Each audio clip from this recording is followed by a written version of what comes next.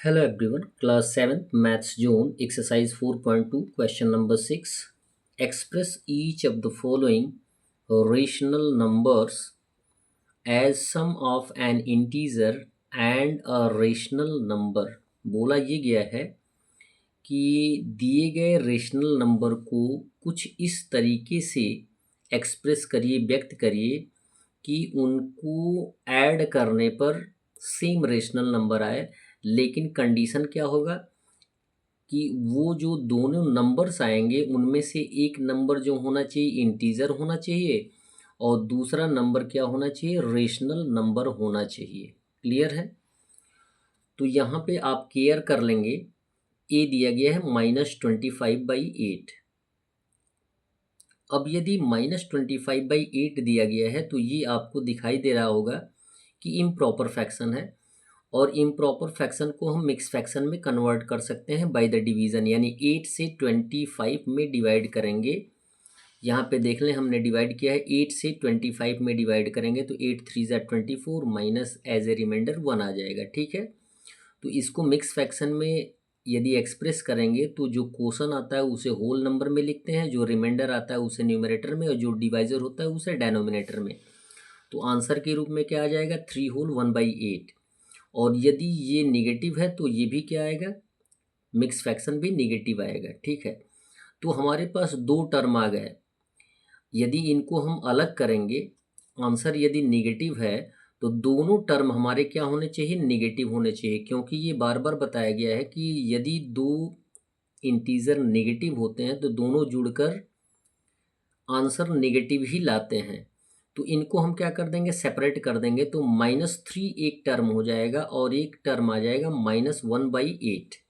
देखें, -3 एक हो गया जो कि इंटीजर है, और -1/8 दूसरा क्या है, रेशनल नंबर है। कंडीशन आपको क्या दिया गया है कि यदि दोनों का सम फाइंड आउट करें तो दिया गया rational number as a answer आए। ठीक है, और कंडीशन ये भी है कि दो जो नंबर होंगे उनमें से एक नंबर क्या होगा, इंटीजर होगा, चाहे वो पॉजिटिव होगा या नेगेटिव, दोनों इंटीजर ही कहलाते हैं।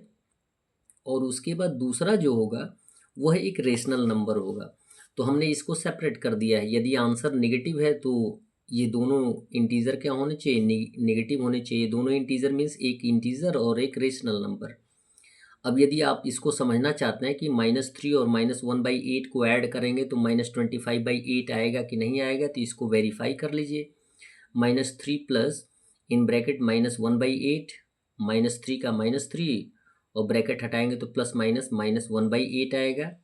ऐड करने पर एलसीएम आएगा 8, एलसीएम से होल नंबर में मल्टीप्लाई हो जाएगा, यानी इंटीजर -3 में मल्टीप्लाई हो जाएगा, -3 इंटू 8 -1 आ जाएगा। ठीक है, 8 3 ज़ा 24 -24, और यहाँ पे ऑलरेडी है -1, दोनों जुड़ जाएगा, नेगेटिव हो जाएगा, तो आंसर आ जाएगा -25/8। क्लियर हो गया आप?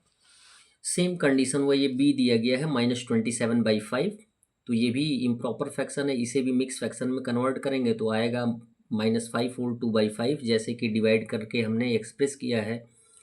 तो इसके दो टर्म आ जाएंगे -5, और जबकि ये नेगेटिव है तो दोनों क्या आएंगे, नेगेटिव ही आएंगे, -5 और -2/5, जिसमें से एक इंटीजर हो गया, एक रेशनल नंबर हो गया। सी दिया गया 33/8, ये पॉजिटिव है, तो इसे भी क्या करेंगे, मिक्स फ्रैक्शन में कन्वर्ट करेंगे तो आंसर आएगा 4 होल 1/8। और यदि पॉजिटिव है तो पॉजिटिव लाने के लिए दोनों, एक इंटीजर और दूसरे रेशनल नंबर, दोनों को हमें पॉजिटिव ही रखना पड़ेगा, तो 4 और 1 हो जाएगा 1/8। डी दिया गया है, आप ये जानते ही हैं कि यदि डेनोमिनेटर नेगेटिव होता है तो एट फर्स्ट क्या करते हैं, उसे पॉजिटिव फॉर्म करते हैं। पॉजिटिव फॉर्म करने के लिए -1 से दोनों टर्म में, यानी न्यूमरेटर और डेनोमिनेटर दोनों में मल्टीप्लाई करते हैं। क्लियर है? तो यहाँ पे यदि 107 और -11 में 1 से मल्टीप्लाई करेंगे तो आंसर क्या आ जाएगा, -100/7/11। ठीक है, अब इसे हम इम्प्रॉपर फ्रैक्शन में देखते हुए मिक्स फ्रैक्शन में कन्वर्ट करेंगे, डिवाइड करके 11 से।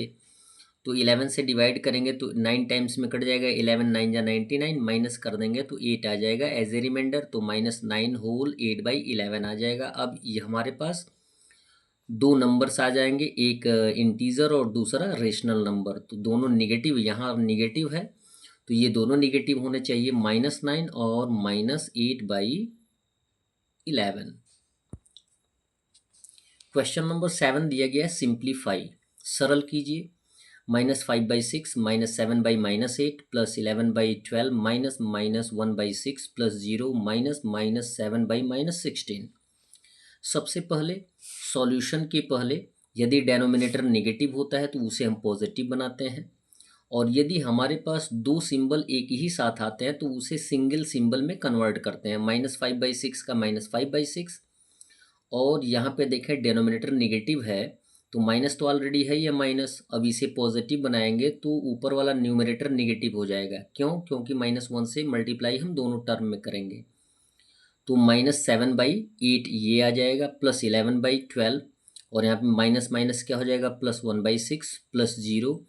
और यदि न्यूमरेटर और डेनोमिनेटर दोनों नेगेटिव होते हैं तो सामान्यतः आप सभी लोगों से ये कहते हुए सुने होंगे कि माइनस से माइनस को रिड्यूस कर दीजिए तो 7/16 आंसर आ जाएगा। लेकिन रिड्यूस करने का टर्म क्या होता है, -1 से मल्टीप्लाई करके।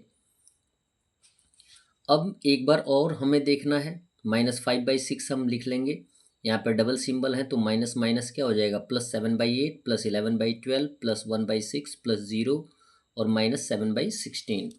अब हम इजी वे में सॉल्व कर सकते हैं क्योंकि हमारे पास सिंगल सिंबल आ गया है। यहाँ 6, 8, 12, 6, 16 सभी डिफरेंट हैं, इनका एलसीएम फाइंड आउट कर लेंगे।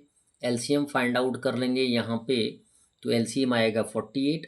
एलसीएम होता क्या है, एलसीएम वह टर्म होता है जो कि प्रत्येक डेनोमिनेटर से कट जाता है। तो 6 8 जा 48 इंटू हो जाएगा -5 प्लस 8 6 जा 48 इंटू न्यूमरेटर 7 प्लस 12 4 जा 48 इंटू 11 प्लस 6 8 जा 48 इंटू 1 न्यूमरेटर, ज़ीरो का कोई वैल्यू होगा नहीं। हमने आपको बताया है कि यदि ज़ीरो को प्लस या माइनस किसी भी टर्म में करेंगे तो उसमें कोई चेंजिंग नहीं आता है उसके वैल्यू में। यहाँ पे -16 3 जा 48 और इंटू हो जाएगा 7। अब मल्टीप्लाई कर देंगे, 8 इंटू -5 हो जाएगा -40, 6 इंटू 7 हो जाएगा आपका +42, और 4 इंटू 11 +44, और प्लस 8 इंटू 1 8 और -3 7 या 21। अब जो पॉजिटिव होंगे उनको पहले हम लिख लेंगे। यहाँ पे देखेंगे कि 42 के पहले प्लस का सिंबल है, ये पॉजिटिव है, 44 पॉजिटिव है, 8 पॉजिटिव है, तीनों जुड़ जाएगा तो आंसर आ जाएगा 94। अब नेगेटिव जुड़ जाएंगे लेकिन आंसर क्या होगा, नेगेटिव ही आएगा, माइनस ही में ही आएगा। तो -40 और -21 को ऐड कर देंगे तो -61 आ जाएगा। इट मीन्स आप 94 में से 61 माइनस कर सकते हैं, डेनोमिनेटर सेम होता है। 94 में से 61 माइनस कर देंगे तो आंसर आ जाएगा 33/48। इसको हम रिड्यूस कर सकते हैं, 3 से काट सकते हैं, दोनों 3 से रिड्यूसिबल है यानी कटने योग्य है। तो 3 11 जा 33 एंड 16 3 जा 48। अब किसी एक नंबर से ही कटेगा नहीं तो यहाँ पे लिख देंगे 11/16, जबकि ये प्रॉपर फ्रैक्शन में है तो आंसर हमारा प्रॉपर फ्रैक्शन में ही रहेगा। That's all. वीडियो को लाइक करें और चैनल को सब्सक्राइब करने के साथ साथ अपने अन्य दोस्तों से भी बताने का प्रयास करें कि आपके new era coaching centre channel पे ग्रो विद मैथ्स क्लास 8 का सॉल्यूशन मिलेगा। धन्यवाद।